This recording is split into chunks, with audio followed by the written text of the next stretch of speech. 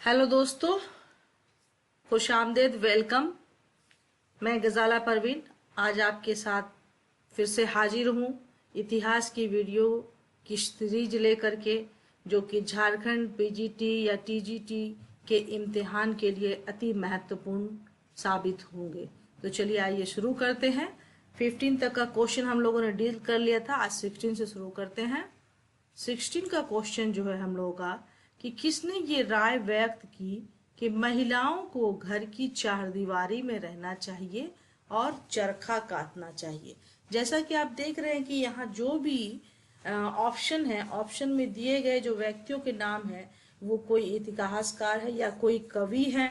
तो ऐसे विचार किसके हो सकते हैं? तो यहाँ पर 4 ऑप्शन है।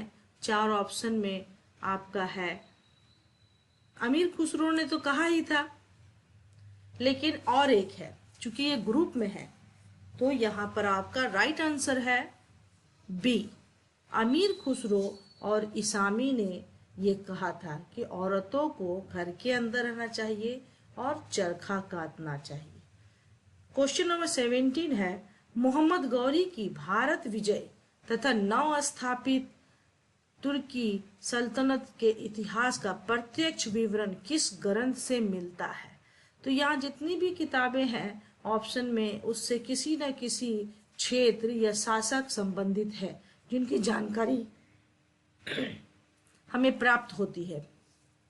तो यहाँ पर मोहम्मद गौरी के आक्रमण का इतिहास किस ग्रंथ में मिलता है?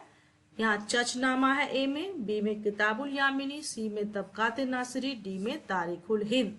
तो इन 4 ऑप्शन में हमारा राइट आंसर है तबकाते नासिरी। हमारा राइट आंसर कौन सा है?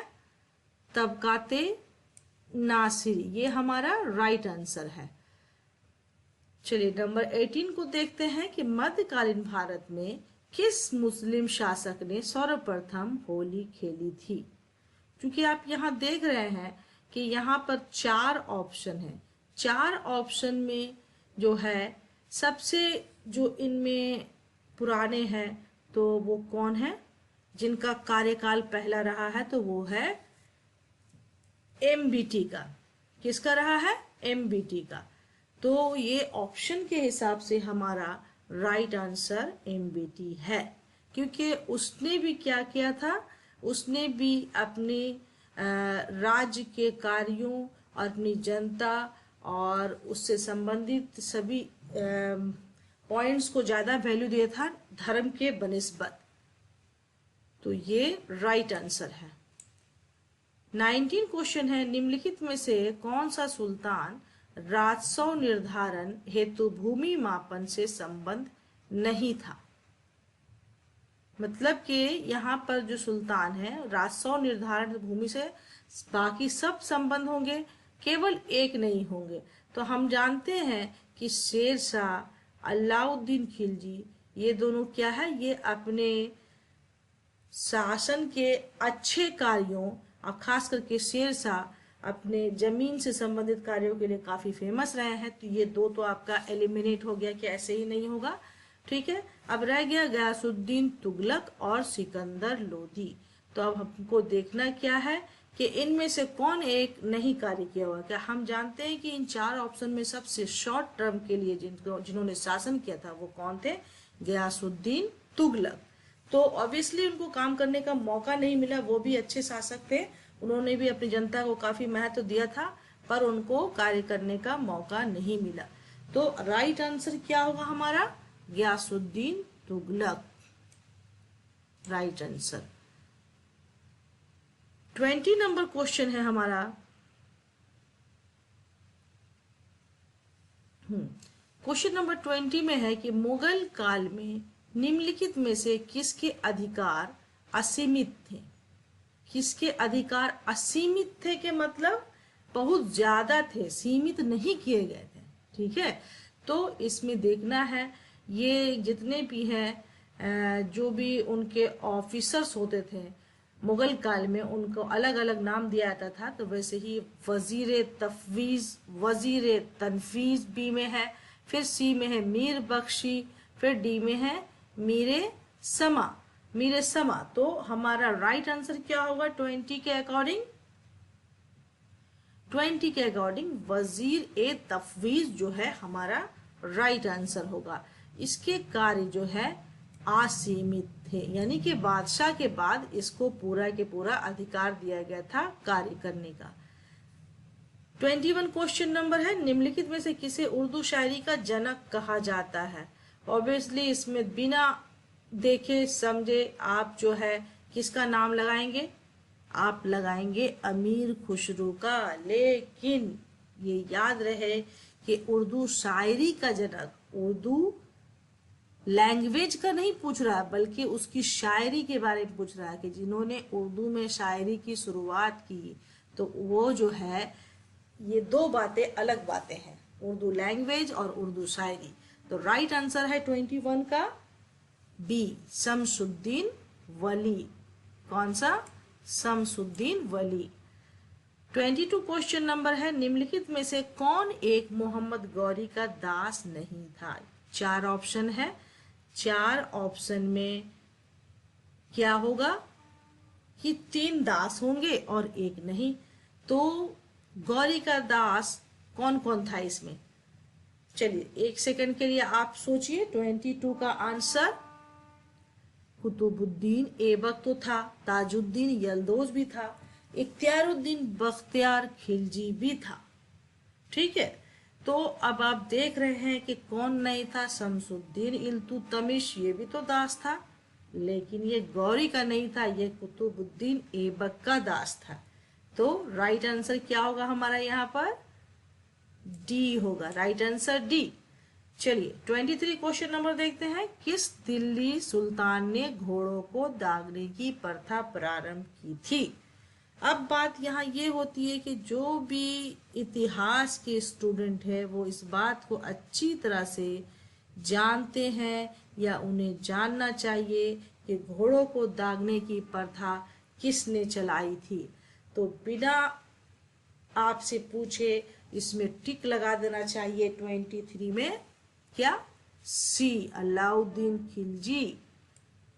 ठीक है, राइट आंसर होगा अलाउद्दीन खिलजी। इसने ही शुरुआत की थी घोड़ों को दागने। दागने से मतलब है एक उसको निशान देने के लिए कि वो इस शासक या इस रियासत से संबंधित है।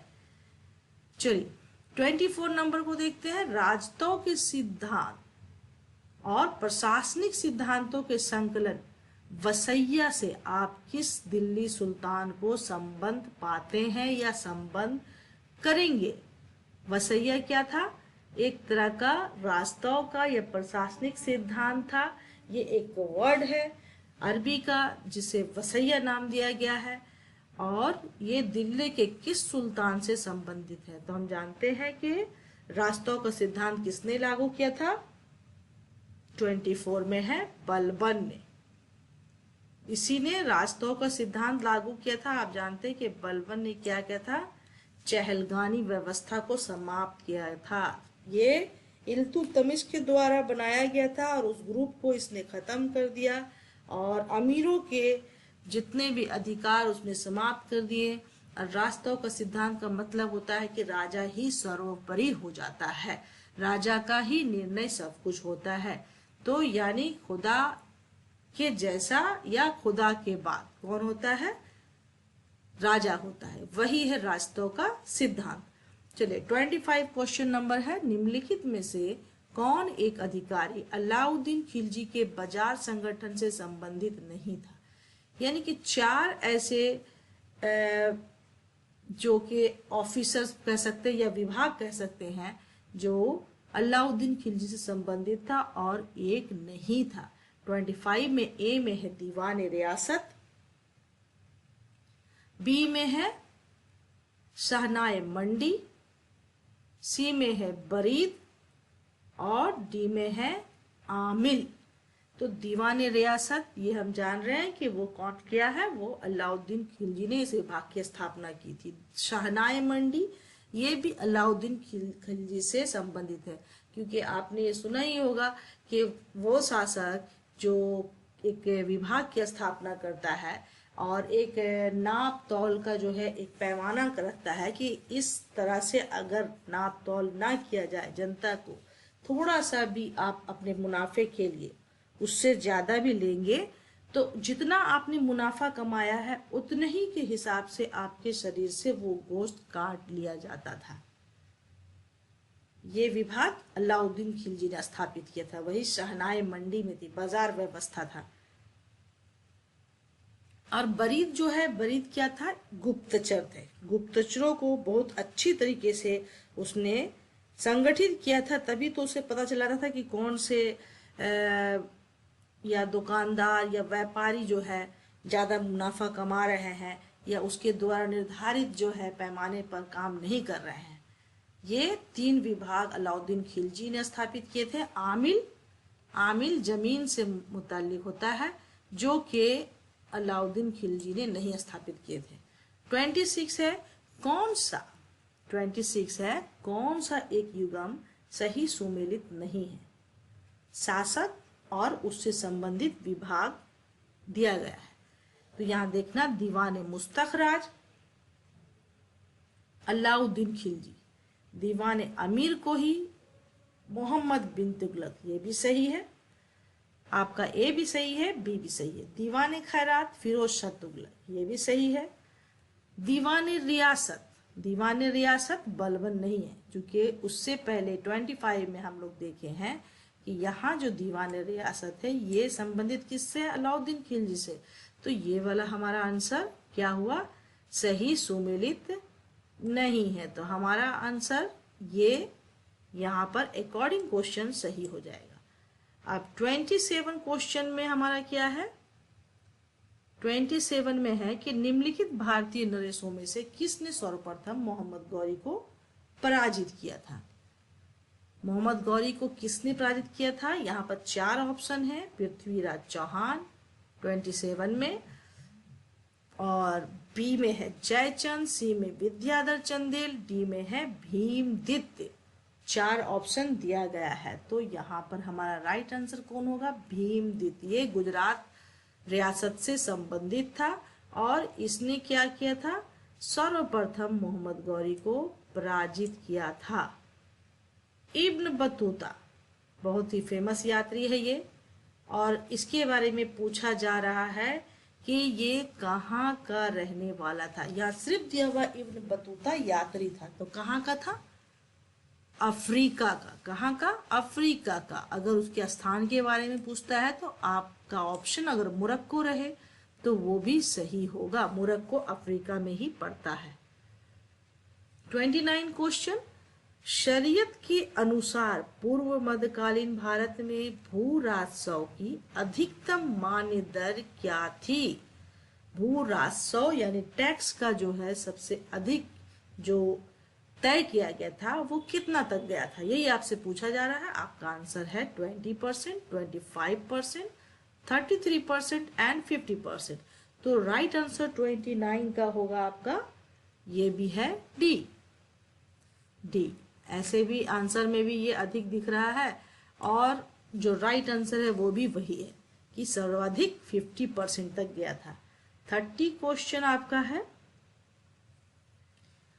क्वेश्चन नंबर 30 है, अलाउद्दीन खिलजी के दक्षिणी अभियानों में उसकी सेना का नेतृत्व किसने किया था? उसकी सेना का नेतृत्व किसने किया था? अलाउद्दीन खिलजी के दक्षिण अभियान में। अलाउद्दीन खिलजी दक्षिण अभियान जब बहुत फेमस है तो उसके साथ एक नाम और फेमस है, और वो है मलिक काफूर, जिसे 1000 दिनारी भी कहते हैं, क्योंकि इसके बिना दक्षिण की विजय अलाउद्दीन खिलजी के लिए संभव नहीं थी। 31 क्वेश्चन है, दिल्ली के किस सुल्तान ने खाद्यान्न पर से जकात हटाया था? खाद्यान्न मतलब जो होता है फूड पर से जो है जकात लगती थी उसको हटा दिया था। जकात भी एक प्रकार का टैक्स था। तो दिल्ली के किस सुल्तान ने हटाया था? यहाँ पर 4 ऑप्शन है, अलाउद्दीन खिलजी, मोहम्मद बिन तुगलक, फिरोज शाह तुगलक और सिकंदर लोदी। तो राइट आंसर यहाँ पर है हमारा 31 का डी। किसने? सिकंदर लोदी ने दिल्ली के सुल्तान सिकंदर लोदी ने खाद्यान्न पर से जकात नामक टैक्स को हटा दिया था। तो आज का हमारा ये वीडियो दोस्तों यहीं पर समाप्त होता है। चूंकि हम भी जान रहे हैं कि आप लोगों को पढ़ने का भी समय चाहिए, तो छोटे छोटे वीडियो से आपको इंफॉर्मेटिव क्वेश्चन देती रहूंगी। तो बने रहिए मेरे साथ और देखते रहिए और अपने आने वाले टीजीटी और पीजीटी एग्जाम को